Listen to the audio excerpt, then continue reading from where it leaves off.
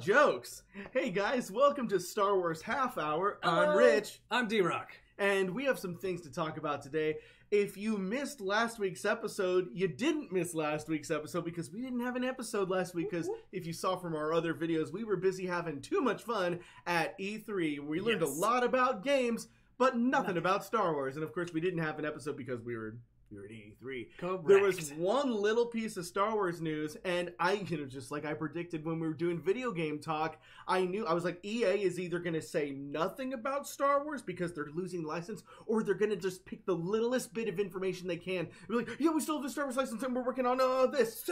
I had mentioned months ago that they had hired the Titanfall developers to work on a Star Wars game. We didn't know what exactly it was, and this is what that is. The Titanfall developers are working on a Star Wars game. We're allegedly working on a Star Wars game. Surprise! And we were given that. If you have not watched EA's presentation, don't, because it basically went like this. Hi, so you're a Titanfall developer. I hear there's a new Star Wars coming out. Yes. And that was it. That was the entire presentation on what EA had to say about their upcoming Star Wars, because it's not gonna happen. Yeah, they had the official announcement and they had the title of the game, but that's it. Yep. There was nothing because they haven't really started working on it yet. And of course, the thing is, they needed to make an announcement so that everybody knew that so the people thought that they're still working on Star Wars, but it's really, as soon as EA loses the license, and I'm doing everything could because we still have no idea what's going to happen. But I think that they're not going to start developing this game for real until they know that they are keeping the license. And I think there's a lot of things. There's a lot of things hindering over at LucasFilm right now. Like, will EA keep the license? Will they keep Kathleen Kennedy as the creative director over there? Yeah. Well, that's what we're all talking about today. What's going on? And I think that, because Solo was just a month ago. Yeah. And you'd think that we're like, oh, there's hardly any Star Wars news. As soon as Solo's out, there's going to be a ton of new Star Wars news. But there isn't, because the movie underperformed, and critically people are like, it was fun, but it was Yep. So Lucasfilm is going through this transition right now where they have no idea. I think they have a little bit of, I think they're still trying to, plan out the movies that they've planned out. Yeah, but there's a little bit of PR emergency right now. Yeah, what do you think? I think it's exactly that. I think they're in kind of nightmare recovery mode. They have, they just don't know the direction they're going to take Star Wars, and Episode 9 really has just started filming within the last couple months, or actually, no, I think they said it was going to start in July. Yeah, which is insane. They're going to get it in. They're going to get all of Episode 9. They're supposed to get all of it done in just about a year and a half. That's actually pretty typical for a movie. But after what's happened, who knows what happened to the script? Everything from Carrie Fisher dying to what Rian Johnson did with Episode 8. I'm sure all of that affected J.J. Abrams, and of course he has to take into account people's negative reactions to Episode 8, people's negative reactions to Solo. J.J. has a lot of pressure on his hands right now, and we know from inside sources that J.J. and Kathleen Kennedy didn't really get along. So the fact that they pulled him into this means that they were really desperate. And they had to pay. We know they had to pay off his Paramount debts too. Remember we talked about that forever ago.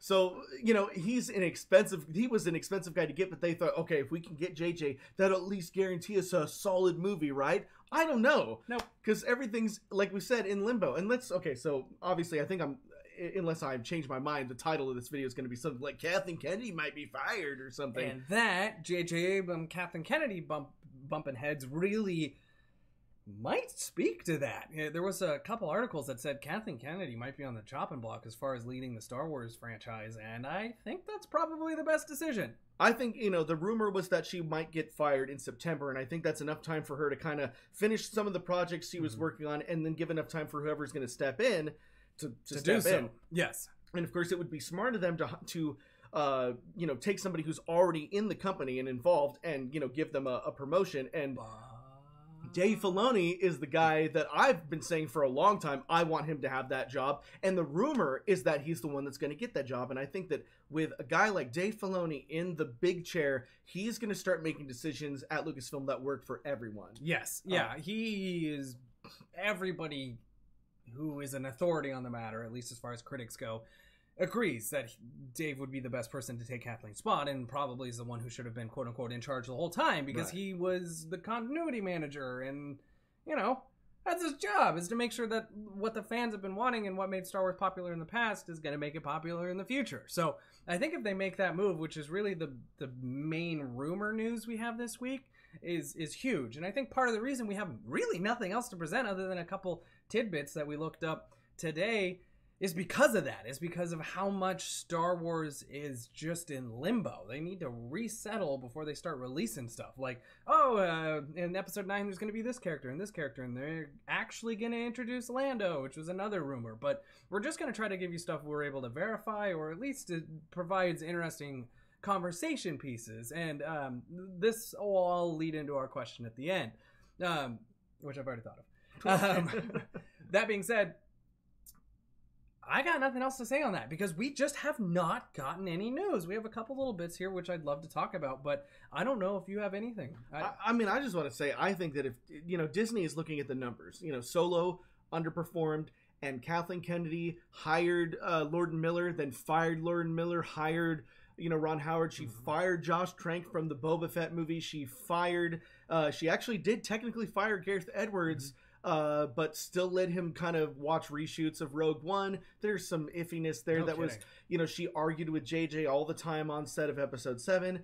And even Rian Johnson, I hear she didn't get along with 100% of the time, but he was probably the person she got along with most. But Disney is looking at these reports, they're looking at the rumors, they're looking at the numbers and saying, like, okay, like definitely Solo was Kathleen Kennedy's real first foray into doing something completely different, and it kind of got fudged up with everything. And Disney has to be looking at that. And I think Disney was more the people that really pushed for JJ to come back to do Episode 9 and not Kathleen Kennedy, because they're like, okay, we made over $2 billion with The Force Awakens and J.J. Abrams. Everything that Kathleen Kennedy has done since then has trickled. Yep. And so okay, so Force Awakens, they're going to say money-wise and everything that it was good because of J.J., which is not 100% true. But they're going to say that JJ was the reason why The Force Awakens was so successful. And so to Disney, he is a guarantee that Episode 9 will be good. No matter what we as fans think, to Disney as a business decision, they think that JJ can get it done. And hey, he might. Yeah. We don't know. But, they got to be looking at that company and being like, okay, Disney likes to let Pixar do their own thing. Mm-hmm. They like to let, Kevin Feige at Marvel do his own thing, but they've let Lucasfilm do their own thing, and doing their own thing hasn't quite been as successful as those other companies. And it's such, you don't want to mess with the brand of Star Wars. It's so big. It's such a global. It's from the 70s. Yeah. It is a tried and true brand, and they are now starting to worry about brand fatigue and brand degradation and all those kind of fun things. So I think that it would be smart. And it's just the way that Kathleen Kennedy kind of goes out in public and says some things that she shouldn't, and she chooses sides politically, et cetera, whatever you think about that, it's just not something I think the CEO of a major brand should be doing. Yeah. Whatever you think on those issues or whatever, I just think that Dave Filoni, he's a tried and true Star Wars fan. He's been at Lucasfilm for a long time. He's been a Star Wars fan his whole life, and he was, for the most part, the protege of Lucas. And I just think that, especially with what he's done on Rebels and Clone Wars, and what he's, when he's involved in comics and when he does get a say on movies, things usually turn out better. And I really think that Dave Filoni should be the guy in charge of all things Lucasfilm. Yeah, I agree. I truly agree. And I think we might actually see a little bit of that coming up, because one of the bits of news this week was that J.J. Abrams is going to be on The Late Show this week, which should be pretty good. Hopefully we'll get some more nuggets for you guys next week out of that. We just have heard nothing. And I think with that, that's enough of our opinions. I'll say our couple of pieces. We'll ask a question. We'll answer yours from next week. Yeah. Or from last week. We'll read your responses, and we'll just take it from there.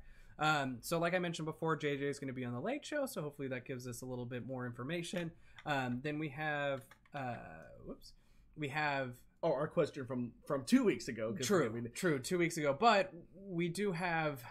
my favorite cameo, which I don't know why anybody told us we missed it. That was the way the article was written. Like, you missed this cameo in Solo. Yeah, and no, we didn't. It wasn't there. So my favorite cameo, which none of us knew about, is another Game of Thrones cameo, which I think is incredible.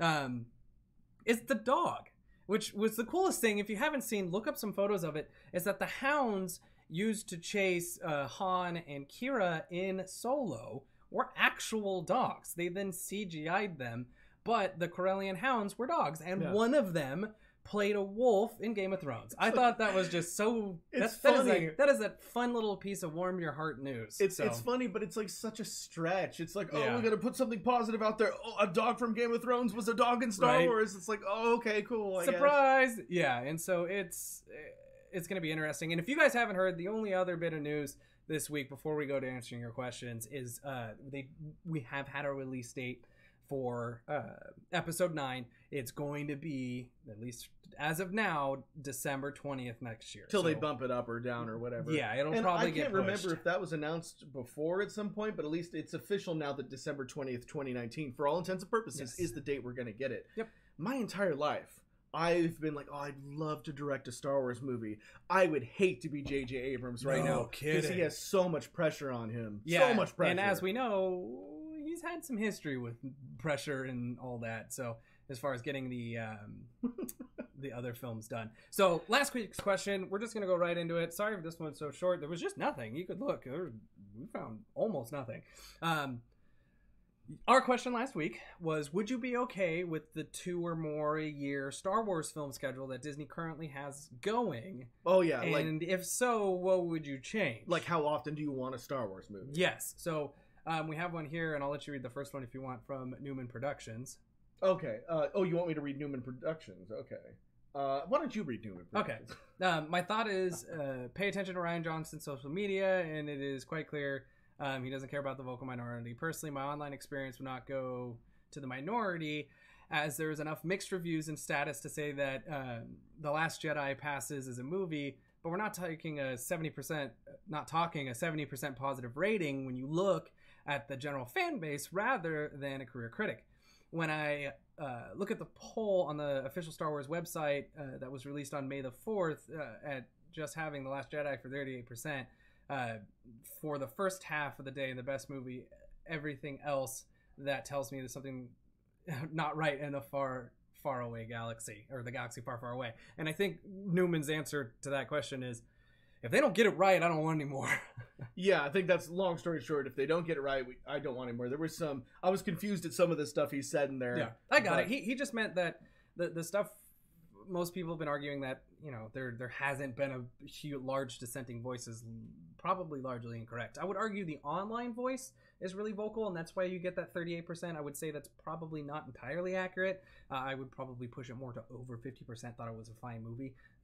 It's kind of hard to find people that don't enjoy a film. Yeah. But we'll go to the next question. Did you want to read Gravedigger? Yeah, Gravedigger says, I would love to see more Star Wars movies come out within a year, so more in a year, multiples in a year, but not if Disney keeps doing a half-assed job with them. Now, I'll admit, for all intents and purposes, Solo, a Star Wars story, I felt like most of the movie kind of feel half-assed. Yep. For one reason or another, it just kind of came off half-assed. Maybe that's because of the multiple directors. Who knows? It just didn't feel like a really cohesive final product. I will always say this, The Last Jedi, I thought was a solid movie. I thought it was a good movie. The debate has always been, is it a good Star Wars movie? Did it live up to what we think of a Star Wars movie? And that will probably be a debate that will happen for forever. And I love to point out that when The Empire Strikes Back came out in 1980, people were like, they had problems with that too. Oh, what do you mean the farm boy that we were supposed to relate to is the son of Darth Vader? Like, what's going on? Like, people didn't understand it, but we fortunately for us fans, we now have Return of the Jedi to give us all those comfy, feely, conclusionary details that we need for the Empire to be this awesome, dark middle part of that story. Absolutely. The Last Jedi, we could look at it a little bit more fondly if Episode 9 ends up being really badass, and it's like, oh, so that's why Rey was so powerful. Oh, that's why, whatever. So, I mean, like... They're probably going to make a lot of those corrections. Yeah, and I've said the same thing about The Force Awakens, too. There was things that bothered me in The Force Awakens, but I'm like, you know what? I really need to see this as a trilogy before I judge these movies individually. So we don't know. Maybe Episode 9 will not be good, and then I'll be like, nah, you know what? I've thought about it after this movie was so good. Episode 8 can go to hell. Who knows? Yeah, no kidding. So, you know, we'll never know. But I was just saying, I don't think that episode 8 was half-assed. I just think it was disappointing in some areas. Yeah. Solo was half-assed, though. I But agree. yeah, So- I agree with Gravedigger. So for I'm the going to most read only Philip Breyer's reply. Sorry, Byer. I keep screwing that up. Reply and question, but he does have some good corrections on just the history of Maul. If you haven't read it yet, go check out last week's video. They're really good. Thank you, Philip. I'm totally down with multiple movies per year, but they should have some overarching plan like Marvel and not just have random people take over and make diverse and mediocre movies. I'd rather have one really good Star Wars movie per year, 1 to 3 years, than several okay movies per year. I think that's a great way to put it. They just have too many cooks in the kitchen. His question to us was, what are the chances of seeing Dexter Jetson in a Kenobi movie? Maybe he left Imperial Croissant and Obi-Wan has to find him for some more information. Now, Rich, you're going to know more about that than me, so I don't know if you have an answer. I think bringing anybody in that is from the bigger universe, like Dexter, or, you know, putting Boba Fett in the Kenobi movie, or putting anybody that we might not expect to be in the Kenobi movie that is in there, I think it's long. Again, you can shove a bunch of characters in a movie like the Justice League, and maybe it doesn't work out 100%. Or you could do it like Marvel does, and it works good. The trick is just making a good movie, you know? Yeah. So, I don't know. They could put Dexter in that movie, and it could suck. Or they could put him in, and it could be good. It depends on so many things. Is the script good? Does the director know what he's doing? So, to me, it's like it doesn't really matter what characters are in the movie. The movie just has to be a solid movie. Yep. You know, so. Perfect. Do you want to read Hockey Song, or do you want me to do it because it's long? Oh my god, I'll read it. Okay. Answer: I think after the sequel trilogy is over, they should stop making films until Disney figures out how to handle Lucasfilm, because Disney didn't intervene and structure Lucasfilm back in 2012, which ultimately led to Star Wars fans getting mad at the films. The firing of 5 directors, if you count Gareth Edwards, a story completely rewritten by Tony Gilroy at the behest of Kennedy, and Fantastic Four Josh Trank, who was the director of Fantastic Four, getting canned before he even started having an idea of a story. Disney should reevaluate Lucasfilm and consider getting rid of some people within the studio as are having a bad name because they're adding bad names to Star Wars fans, or giving bad names to Star Wars fans, but to Lucasfilm as well with Kennedy. They should also stick with the TV show for now, then slowly work their way back up to making D.B. Weiss and David Benioff, the guys who made Game of Thrones, make their trilogy, with production per film taking up to 3 years instead of 2, with no spin-off films in between. And if the films are a success critically from fans and critics, then they should stick with the formula of making Star Wars films every 3 years after that. Yes and no, again, because Pixar and Marvel have worked so well basically being left alone by Disney. I don't think Disney did the wrong thing by leaving alone. I just think it was where Lucasfilms screwed up by not bringing in the right people. Yeah, they just have to fix their own stuff internally, and I think that I think Kennedy herself is realizing that it's not a job she wants, and I think that if she leaves in September, it'll be for the most part on her own. Like, well, she'll have realized that she just needs to step down. You know, I think there might be a little bit of pressure from Disney, but I really think she'll have stepped down on her own. Yeah, cool. But yeah, that's it. All right, and then his question was, should Episode 9 bring Force Ghosts, Anakin, Coruscant, and other prequel nostalgia moments? Yes. If they want to have any chance at making it like an old Star Wars film, they need to do stuff like the Force Ghosts and just make it feel like an old film. And the way you're going to do that is by bringing in those nostalgia moments. Not in the little cheeky canon-y ways where they're like, oh, in Solo, now we lost the dish on the Millennium Falcon, now we lost the escape pod, now we lost this. It felt like a checklist. Don't do that. Make it fun for us and the people who truly understand to get why that's happening. So that's my answer. I don't know if you have something to add. Well, yeah, because he mentions Anakin, Coruscant, and other prequel nostalgia moments, and I think that, I think JJ has said in the past that Episode 9 will bring the entire saga together, and for that to be true, he needs to get off of his high horse a little bit, at least this high horse that he had during the making of Episode 7, because at every Comic-Con and every convention that he talked at, he was like, we're bringing back practical stuff, we're bringing back, like, his tone was very negative to the Star Wars prequels, and he more or less hinted at many times that he was not a fan of the prequels. Now, The prequels are not as good as the original movies. I still enjoy the prequels. Yeah. And I think that those are a big part of Star Wars' story. I think they add a lot to the original trilogy. Yeah, and a lot of people who grew up with the prequels consider those their favorite movies. So I think if you want to please all Star Wars fans, you've got to put some prequel stuff in there, especially if you want to make all 9 movies feel like a cohesive story. You know? I'm about to piss off everybody, but Clone Wars is like my 3rd favorite film. I think you mean Attack of the Clones. Attack of the Clones. I'm sorry, I always screw that up. Attack of the Clones is like my 3rd favorite film. I always get that mixed up with there's the show Clone Wars. Yes. So Gannon added more to his reply, but I'm going to stick with it because you basically say the same thing with 2 years. But you do have a long-winded question, which I will read for Rich. How would you guys feel if the next spinoff is Boba Fett? Hold on. How would you guys feel if the next spinoff is Boba Fett, with getting involved more in the criminal underworld and ending up in a crime syndicate war on the side of the Hutts in the aftermath of when the Pikes realized that Crimson Dawn did steal their property, breaking the Shadow Collective Agreement? And then he goes on to say we would get a big reveal, get the big Kenobi reveal at the end of the film. I think that's what we were talking about last week. We would love that. I would love a darker film. I would love a Darth Maul syndicate, Boba Fett underground film. I think that's something that Disney's largely missed, or Star Wars has largely missed for a long time. It's hard to feel like there's much of a challenge in these new films between the light and the dark side, when I don't really know what's going on with the dark side. They don't give us a lot in these recent ones. So I don't know how you feel about that. I feel the same. Yeah. Okay, cool. Well, that makes it easy. Thank you, Rich. I agree. I agree. So we have one here from Super Tunnel Boy, which I'll just read real quick, and then I'll let Rich answer Hockey Song's question, which he did at the end. Thanks for the other comment. Super Tunnel Boy says, Star Wars is fine. People shouldn't be worried. I think there's a reason to be. I think there's a reason to be concerned. I would agree it's fine. I think it's fine. We're not going to lose it because people have been vocal about it. But could be better, though. Yeah, and I would be a little worried. If they kept it the way it is now, it would be a problem. So then Hockey Song's question for you, and you can start that answer. I think he was answering like the previous week's question. I'm not, because he says my question from the other week was... Oh, yeah, because we missed it because he didn't put a question in there. Should Rian Johnson keep his trilogy or scrap it? Yeah, because they keep talking about the Game of Thrones guys doing a Star Wars trilogy. That sounds awesome.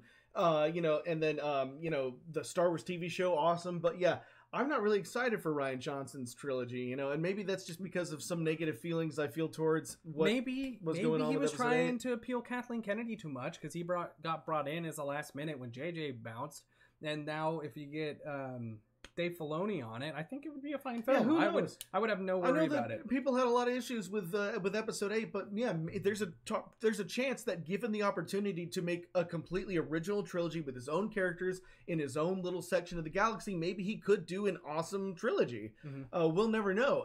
If it's bad, then we'll say, oh well, he shouldn't have been given a trilogy. But if it's good, we'll be like, oh wow, once he got his own trilogy, that was awesome. Yes. Best thing it's ever been. Yeah. So again, it's just one of those things that I always come back to say, if it's good, it's good. If it's bad, it's bad. That's what happens. We'll see. Yep.